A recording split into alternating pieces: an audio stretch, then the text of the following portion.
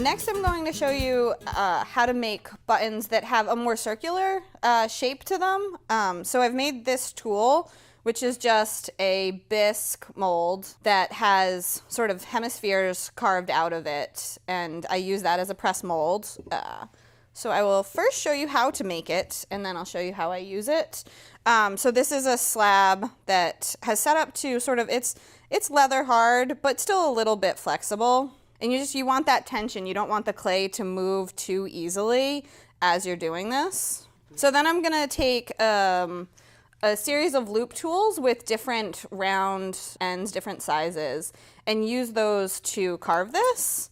And this is a really fun trick. So if you take the tool and you place it on the surface and then just spin it, it acts a little bit like a drill, and it sort of carves out that clay. If the clay is too soft, it will squish rather than actually removing the clay. So you want to make sure you wait till the slab is leather hard, but not too hard so you don't have to push with all your might. You want to be careful not to touch it too much. Because the clay is leather hard, you want to sort of be attentive to not trying to remove too much of what's there, waiting till this is dry, but getting anything that's just sitting on the surface out of your way. So at this point, I've finished sort of making this, and I'll leave those sort of edges until this is bone dry, and then just come in and sort of flick those off, sand this down a little bit, and just sort of clean it up so you have cleaner edges around, but waiting is important on that. I'm gonna come, and so then this is a fun sit on the couch and do this in front of the TV activity. I'm gonna come and I just make little balls and use this like a press mold. So I'm just gonna squish them in there. And they usually will remove right away, but I try to leave them and just let them dry for a second. But because the bisque mold is so absorbent, in the beginning, they just pop right out.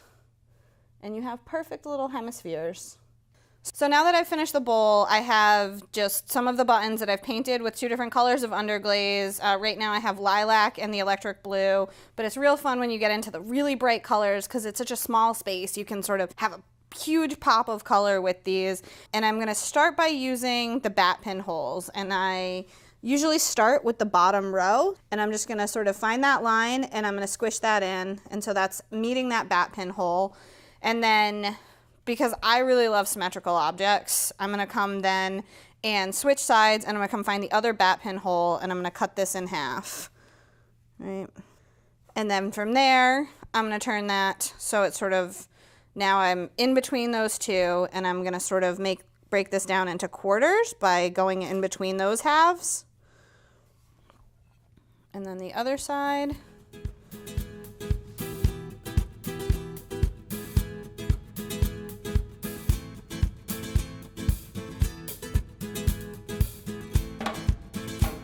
Sometimes I'll come in and just check the rim and make sure it looks sort of even, but looks pretty good.